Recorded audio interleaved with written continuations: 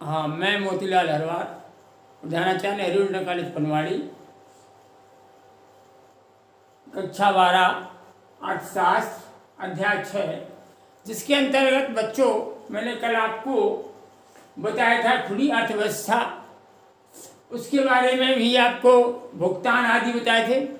तो खुली अर्थव्यवस्था के अंतर्गत आप ये समझेंगे खुली अर्थव्यवस्था कहलाती आखिरकार क्या है, किसे कहते हैं खुली अर्थव्यवस्था। तो खुली अर्थव्यवस्था वह अर्थव्यवस्था है जिसमें उपभोक्ताओं तथा फर्मों को घरेलू एवं विदेशी वस्तुओं के बीच चयन का अवसर मिलता है। मतलब ये कि खुली अर्थव्यवस्था क्या है, स्वतंत्र अर्थव्यवस्था, जिसके अंतर्गत उपभोक्ता होते जो उसका उपभोग कर रहे हों वस्तुओं का, उपभोक्ता तथा फर्म का मतलब होता है कंपनियों से आदि, फर्म को घरेलू एवं विदेशी वस्तुओं के बीच चयन का अवसर प्राप्त हो। मतलब घरेलू वस्तुओं हमारे देश जैसे हमारे यहाँ की वस्तुएं हैं और उन वस्तुओं के बदले हम विदेशी वस्तुओं का चयन करें, चुने, उन एक वस्तु के बदले दूसरी यानी विदेश की वस्तुएं हमको प्राप्त हो जाए। जैसे कि मान लीजिए एक देश है, मान लीजिए हमारा देश ये भारत, हम अपनी वस्तुओं को दूसरे देश में भेजें, जैसे मान लीजिए हमने अमेरिका में भेजा, उन वस्तुओं के बदले जो हमें आवश्यकता हो उन वस्तुओं को हम वहाँ से मंगाएं, यानी हम अपने यहाँ से वस्तुओं को निर्यात करें, उनके बदले में दूसरी वस्तुओं को वहाँ से आयात करके चयन करने का अवसर मिलता है। खुली अर्थव्यवस्था में स्वतंत्रता रहती है, अर्थात दूसरे देशों से आर्थिक संबंध होता है। निश्चित है मैत्री भावना होगी, एक दूसरे से संबंध होंगे और एक दूसरे से संबंध स्थापित पड़ोसी देश हैं उनसे संबंध स्थापित करना होगा कि हम अपनी वस्तुओं का वहाँ के लिए निर्यात करें और वहाँ की वस्तुएं हम अपने यहाँ आयात करें, तो ऐसा समझौता चलता रहता है, अर्थात दूसरे देशों से आर्थिक संबंध होता है। ऐसे देश में आयात तथा निर्यात की स्वतंत्रता होती है। इस प्रकार के देशों में आयात करने की यानी मंगाने की और निर्यात करने की यानी भेजने की पूर्ण स्वतंत्रता होती है। तो इस प्रकार की अर्थव्यवस्था को हम खुली अर्थव्यवस्था कहते हैं, ये स्वतंत्र होगा। इसके बाद आती है आपकी बंद अर्थव्यवस्था। बंद अर्थव्यवस्था क्या है कि बंद अर्थव्यवस्था वह अर्थव्यवस्था है जिसका किसी अन्य देश के साथ आर्थिक संबंध नहीं होता है। बंद आप स्पष्ट समझ रहे होंगे, खुली और बंद। खुली का मतलब स्वतंत्र और बंद का मतलब बंद हो गया। तो बंद यानी कि एक दूसरे से कोई संबंध ना रहा, एक देश का दूसरे देश से संबंध का ना होना, अर्थात बंद अर्थव्यवस्था वह ऐसी अर्थव्यवस्था है जो वह अर्थव्यवस्था है जिसके मतलब जो जिसका किसी अन्य देश के साथ आर्थिक संबंध नहीं होता, आदान प्रदान नहीं होता, अर्थ के क्षेत्र में आदान प्रदान नहीं होता है कि हम अपने देश की वस्तुएं लें, दूसरे देश को निर्यात करें, वहाँ से हम वस्तुओं को आयात करें, तो ये स्वतंत्रता नहीं है, उनमें आर्थिक संबंध नहीं होता है। ऐसे देश में ना आयात होते हैं और ना निर्यात, ना किसी सामान को या वस्तुओं को हम भेज सकते हैं, ना वहाँ से मंगाया जा सकता है। तो ऐसी अर्थव्यवस्था को बंद अर्थव्यवस्था कहते हैं। अगर आपका अंतर भी पूछ दे खुली अर्थव्यवस्था और बंद अर्थव्यवस्था में क्या अंतर है, तो आप दोनों की डेफिनेशन लिख दीजिए, चाहे 2 कॉलम बना करके एक तरफ खुली अर्थव्यवस्था कर ले, दूसरी तरफ बंद अर्थव्यवस्था, और इस प्रकार से इसके पॉइंट बना करके आप दोनों में अंतर दे सकते हैं। अब आपके बाद आता है इसके बाद अवसर लागत। अवसर लागत क्या कहलाती है? किसी वस्तु की अवसर लागत दूसरी वस्तु की वह मात्रा है जिसका इस वस्तु के उत्पादन के कारण त्याग किया जाता है। अवसर आप समझ रहे होंगे, अवसर का मतलब एक वस्तु के बदले दूसरी वस्तु का लेना, तो यानी अवसर यानी एक वस्तु को हमें त्यागना पड़ेगा तब हम दूसरी वस्तु खरीद पाएंगे। जैसे कि मान लीजिए हम कहीं बाजार गए तो हमारे पास पैसा नहीं है, तो हम मान लीजिए अनाज लेकर के गए और अनाज को हमने बाजार में बेच दिया, ठीक। उसके बदले में हमने मान लीजिए अपना अन्यत्र कपड़ा आदि सब्जी आदि उसको खरीदा, तो हमको एक वस्तु का त्याग करना पड़ा और दूसरी वस्तु उससे खरीद ली। या वस्तु के बदले से वस्तु का मिलना, एक वस्तु को त्याग कर दूसरी वस्तु को लेना, वो कहलाता है अवसर। किसी वस्तु की अवसर लागत दूसरी वस्तु की वह मात्रा है जिसका इस वस्तु के उत्पादन के कारण त्याग किया जाता है। अब बात मैंने आपको वहां अर्थ समझाई। दूसरी इस वस्तु के उत्पादन के कारण त्याग किया जाता है। जैसे मान लीजिए कोई उत्पादन कृषि के क्षेत्र में है, तो हम मान लीजिए मटर का उत्पादन करते हैं, गेहूं आदि का उत्पादन करते हैं, तो हमें किसी वस्तु की अवसर लागत दूसरी वस्तु की वह मात्रा है। हमें मान लीजिए गेहूं की बदले मटर का उत्पादन करना है, तो गेहूं को त्यागना पड़ेगा और मटर का उत्पादन करना पड़ेगा। तो उसके बदले एक वस्तु के बदले दूसरी वस्तु का उत्पादन करने के लिए एक वस्तु को त्यागना पड़ता है, उसे कहते हैं अवसर लागत। इसके बाद भुगतान संतुलन। भुगतान संतुलन क्या कहलाता है? किसी देश का भुगतान संतुलन उसके संपूर्ण विदेशी लेन देन का एक विवरण होता है। मतलब ये भुगतान संतुलन कैसे हो, भुगतान का संतुलन दोनों का कैसे बने।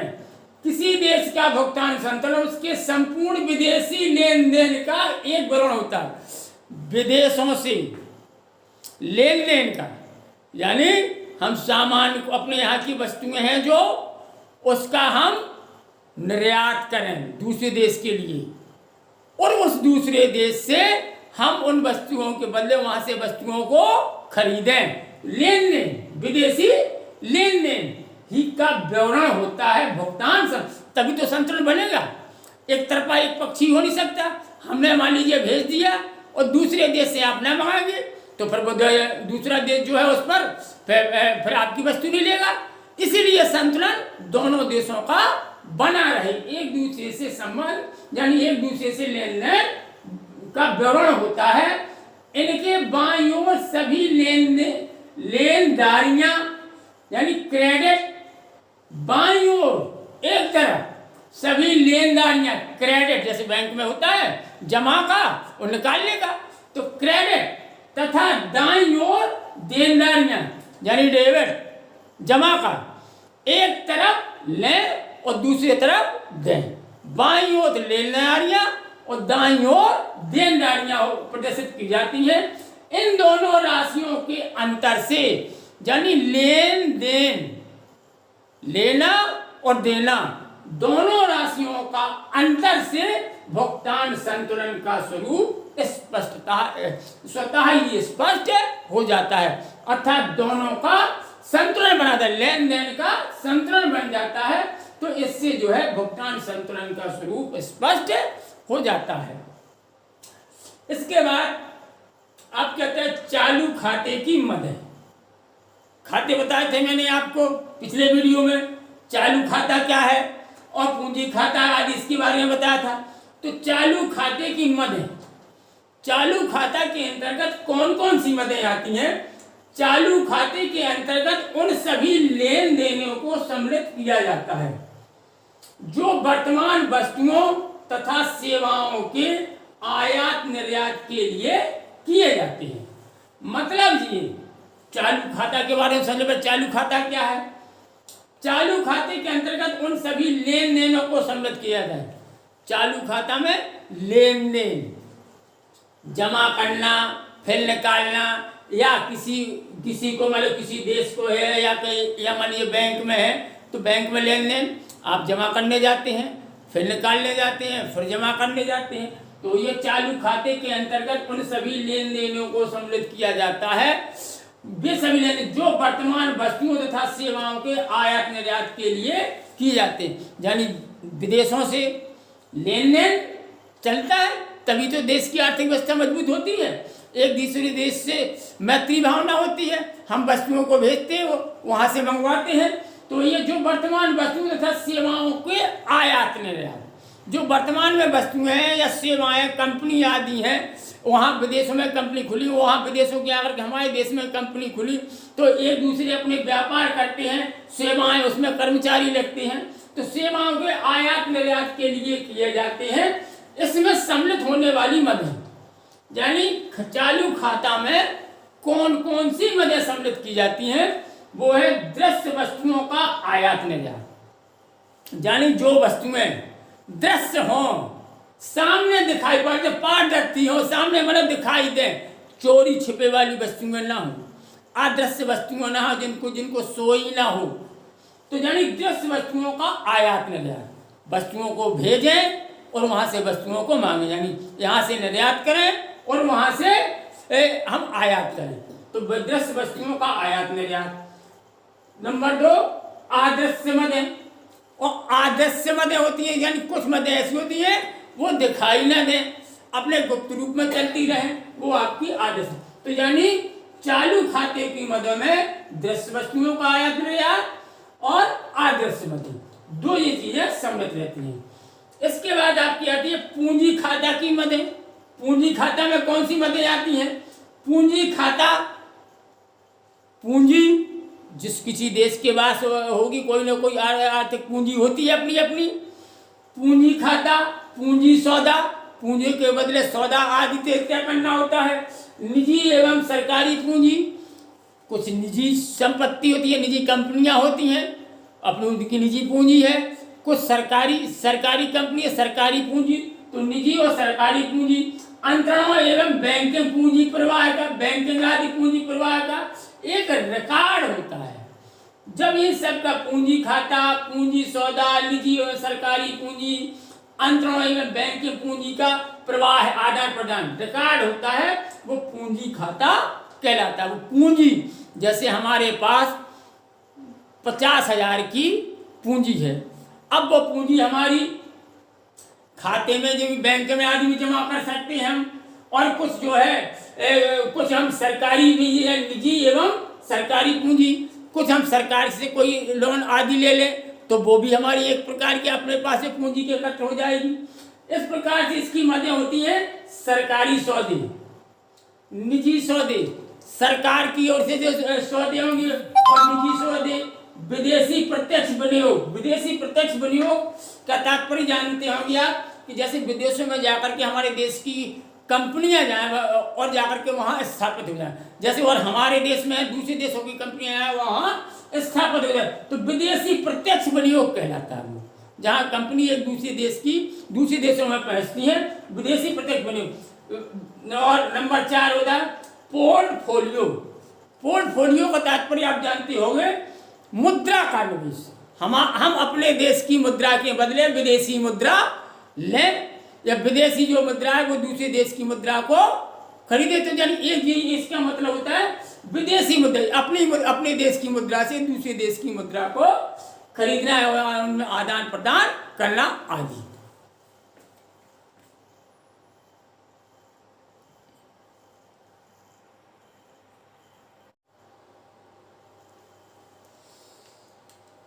आती आपकी वास्तविक विनिमय दर। वास्तविक विनिमय दर का अर्थ क्या है? वास्तविक विनिमय दर हम किसे कहते हैं? एक ही मुद्रा में मांगी गई विदेशी, एक ही मुद्रा में मांगी विदेशी तथा घरेलू कीमतों में अनुपात। विदेशी वास्तविक विनिमय दर क्या कहलाती है? वास्तविक विनिमय दर का तात्पर्य है, अर्थ है कि एक ही देश की मुद्रा में मांगी गई, जैसे मान लीजिए हमारे देश की मुद्रा रुपया है, 1 रुपया है, एक ही मुद्रा में मांगी गई, और हम 1 रुपया है विदेशी तथा घरेलू कीमतों में अनुपात, यानी हमारे देश का रुपया 1 रुपया है, और विदेशी में है मान लीजिए वो डॉलर। तो अगर मान लीजिए हम ना मान करके जैसे हमें 50 रुपये का $1 आता है, यानी $1 की कीमत 50 रुपया है, तो 50 रुपया हमारी कहलाएगी घरेलू मुद्रा और $1 वो कहलाएगी विदेशी मुद्रा। तो इसको समीकरण के रूप में हम व्यक्त कर सकते हैं कि वास्तविक विनिमय दर बराबर EPF/P अनुपात, कीमतों में अनुपात बताया उसने, विदेशी और घरेलू कीमतों में अनुपात।